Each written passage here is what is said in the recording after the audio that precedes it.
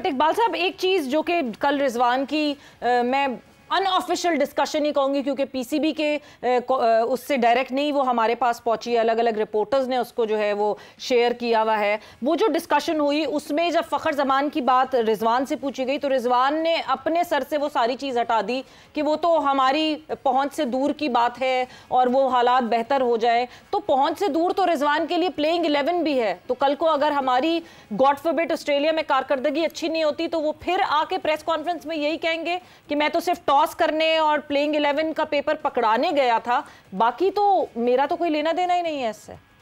यही तो अलमिया है सवेरा। हमारे अगर कोई आदमी किसी सीट पर बैठ जाता है तो फिर वो इर्द गिर्द के लोगों को भूल जाता है। हालांकि यही फखर जमान से उनकी बड़ी दोस्ती थी रिजवान की, लेकिन उन्होंने कहा ये मेरा मामला नहीं है, क्रिकेट बोर्ड का मामला है। बड़े मोहतात अंदाज से चल रहे हैं। हालांकि उनके पर काट दिए गए। उन्हें कहा गया है कि 11 रुकनी सिलेक्शन में उनका रोल नहीं होगा, 15 रुकनी सिलेक्शन में उनका रोल नहीं होगा। वो रोल करना चाहते थे, वो अपने लड़कों को किसी एक आध को टीम में लाना चाहते थे, लेकिन ऐसा नहीं हुआ। तो मेरे ख्याल में रिजवान को भी सोचता होगा। मुझे लग रहा है कि आइंदा आने वाले दिनों में हमारे यहाँ जो कप्तानी का म्यूजिकल चेयर का गेम है ये खत्म होने का नाम नहीं लेगा। कुछ और लोग भी आ जाएंगे। आपने सऊद शकील को भी लगा दिया, उसने क्या कसूर किया है? सेंचुरी करके वो वनडे टीम का हिस्सा नहीं है। आपकी टीम तो 20-25 ओवर में ऑल आउट हो जाती है। फिर उसके अलावा आप देखें कि आइंदा उन्होंने सलमान अली आगा को भी लगा दिया है कारोबार पे, वो कप्तानी भी करेगा जिम्बाब्वे में। तो मुझे लग रहा है आइंदा आने वाले दिनों में म्यूजिकल चेयर का ये गेम जारी रहेगा। म्यूजिकल चेयर का गेम जारी रहेगा। और आपने रिजवान का नाम लिया है, इस पर मजीद बात करेंगे, लेकिन मेरा ख्याल एक पैकेज है रिजवान की और जो पाकिस्तान क्रिकेट टीम की जो कप्तानी ये कैसे चल रही है और इसके पीछे क्या चीज़ें हैं और ये आगे कैसे बढ़ेगी। एक पैकेज देखते हैं, फिर शुएब साहब के पास जाते हैं।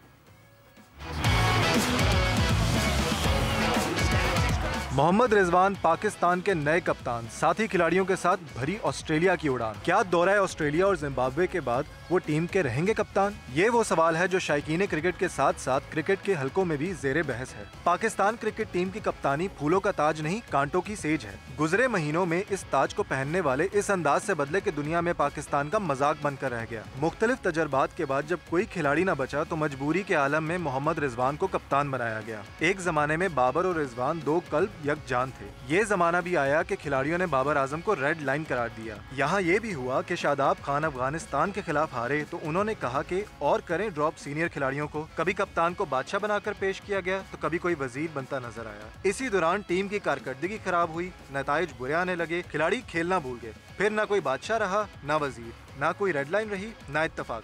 सबको अपनी अपनी जगह की पड़ी। आकिब जावेद ने आकर सब कुछ बदला तो कप्तानी का कुर्रा निकला रिजवान के नाम। कब तक रहेगा रिजवान? क्या करेगा रिजवान? कुछ बदलेगा रिजवान या फिर तारीख का हिस्सा बनेगा रिजवान? शुएब साहब, ये जो रिजवान को कप्तान बनाया गया है 2 फॉर्मेट का, आप समझते हैं वाक़तन ये एक बेहतर फैसला है और इससे पाकिस्तान की क्रिकेट, जैसे अभी म्यूजिकल चेयर का जिक्र कर रहे हैं इकबाल बेग साहब, ये ख़त्म हो सकती है?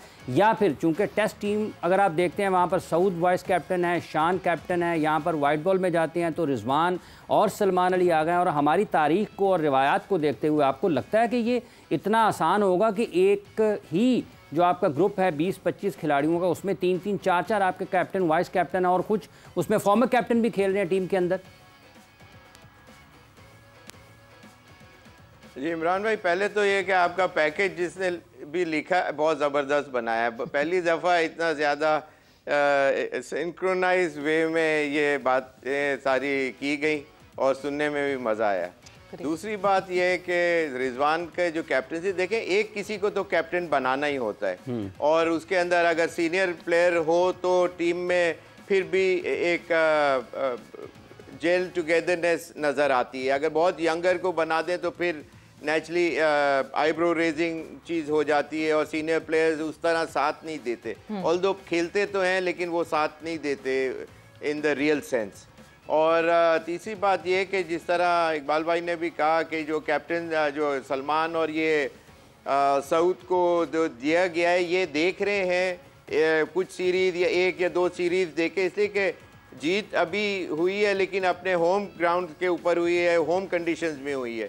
तो इस तरह it won't be that easy in later matches when they will be playing abroad. तो वहाँ उनका टेस्ट बेसिकली लिया जा रहा होगा। और अगर मिसाल के तौर पे ये सीरीज़ बहुत अच्छी नहीं भी जाती ऑस्ट्रेलिया वाली, तो क्या शान को फ़ौरन से चेंजेस कर दिया जाएगा? तो बात ये है कि ये इस वक्त टेस्टिंग टाइम्स हैं और वो ये नहीं चाहते बोर्ड वाले कि जिस तरह बाबर के ऊपर इतने ज़्यादा मीडिया या दूसरे इंटरनली प्लेयर्स या इवन पीसीबी के कुछ ऑफिशियल्स उसको नहीं चाहते फॉर सम रीज़न और दी अदर। तो वो चाहते हैं कि उसके लिए किसी को प्लेटफॉर्म के ऊपर ला के खड़ा किया जाए और ये टेस्टिंग इस वक्त एक तरह से असेसमेंट टाइम पीरियड चल रहा है। असेसमेंट टाइम पीरियड चल रहा है इकबाल साहब, मगर असेसमेंट टाइम पीरियड तो ऑब्वियसली शॉर्टर फॉर्मेट में भी चलेगा। ऑस्ट्रेलिया की अगर हम बात करें, एक डिफरेंट किस्म की हमें टीम में ठीक है दिखे, वो यंगस्टर्स जिनकी हम मुसलसल बात करते हैं वो हमें टीम का हिस्सा बनते हुए दिखे। एक्सपेक्ट क्या करें हम मोहम्मद रिजवान के अंडर ये यंगस्टर्स खेलते हुए?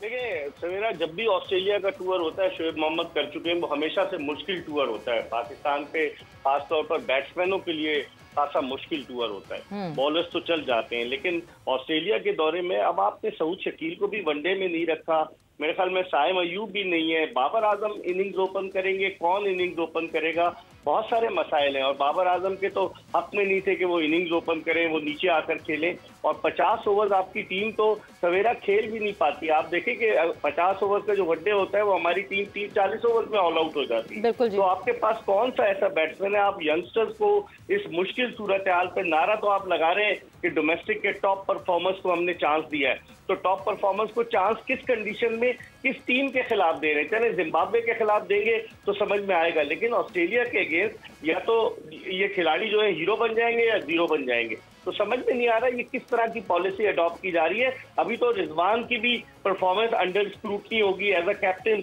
वो किस तरह फ्रंट से लीड करते हैं पाकिस्तानी टीम को। वो कहते हैं कि 15 के 15 खिलाड़ी मेरे ग्रुप में शामिल है, तो जब उनसे पूछा गया कि ग्रुपिंग आप करते थे तो वो तो साफ मुकर गए, लेकिन उन्होंने ऐसे बीच मंझार में लाकर अपने उन साथियों को छोड़ दिया है कि जो उनका दायां और बायां बाजू होते थे, और इस वक्त वो सिर्फ कप्तानी की वजह से वो आगे की तरफ जा रहे हैं। अच्छा, ये जो फ़ख्र वाला मामला है शोएब मोहम्मद साहब, जब उनसे ये पूछा गया है, आप समझते हैं ये जो सिलेक्शन में कप्तान का कितना किरदार होना चाहिए, और फिर जब आप प्लेइंग 11 बनाने के लिए जाते हैं, अगर कप्तान उसमें भी शामिल नहीं है उसकी मर्जी, तो आप समझते हैं कि ये एक दुरुस्त फैसला है? और रिजवान के लिए ये कुछ इतना आसान होगा कि जब आप प्लेइंग 11 में भी आपकी मर्जी शामिल नहीं है, स्क्वाड में भी आपकी मर्जी शामिल नहीं है, तो कप्तान के हाथ तो बंद गए बिल्कुल। इस फैसले को आप कैसे देखते हैं, इस पॉलिसी को कैसे देखते हैं शोएब साहब? ये जैसे 4 मौसम साल में आते हैं, इस तरह पीसीबी के जो रूल्स एंड रेगुलेशन है वो भी 4 कम से कम आते होंगे या इससे ज़्यादा। उसका रीज़न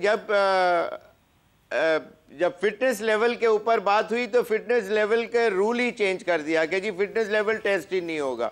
जब अब ज़रूरत नहीं है या अपने वो प्लेयर्स नहीं जब चाहते कि वो प्लेयर, इसलिए कि जब लाना था तो फिटनेस टेस्ट ख़त्म कर दिया गया, अब वापस इम्प्लीमेंट कर दिया गया। इसी तरह जो आप का जो सवाल है कि रिजवान को आपने जो सवाल किया, ज़रा प्लेइंग 11 में भी अगर कप्तान की राय नहीं है, वो प्लेइंग 11 के अंदर इस वजह से ये पहले से मना कर दिया गया है ताकि ये कि उस तरह से इम्प्लीमेंट ना कर, जोर जबरदस्ती ना की जाए। नहीं जी मैं तो कैप्टन हूँ। जब हम लोग 2015 के वर्ल्ड कप की टीम बना रहे थे तो उसके अंदर कोच और कैप्टन का भेद, हालांकि वो मेंबर नहीं थे लेकिन उनकी से ज्यादा थी बनिस्बत देन द सिलेक्शन कमेटी, उसका मेंबर मैं भी था। लेकिन ये है कि और उसके अंदर जबरदस्ती कुछ प्लेयरों को डाला गया जिनके, यानी शोएब साहब जो पास्ट में होता रहा, जिस तरह कप्तान अपनी मनमानी करते रहे 11 खिलाने के लिए, उसको काउंटर कर ये चीज लाई गई है। बट ये सही है या गलत, ये हर इंसान का ओपिनियन हो सकता है। वक्त एक ब्रेक का हुआ, हम ब्रेक पर जा रहे हैं, ब्रेक से वापस आएंगे तो फर्दर ऑन डिस्कस करेंगे कि और इन चेंजेस से क्या पाकिस्तान क्रिकेट फायदा उठाएगी या फिर नुकसान का सामना करना पड़ेगा आफ्टर दिस शॉर्ट ब्रेक।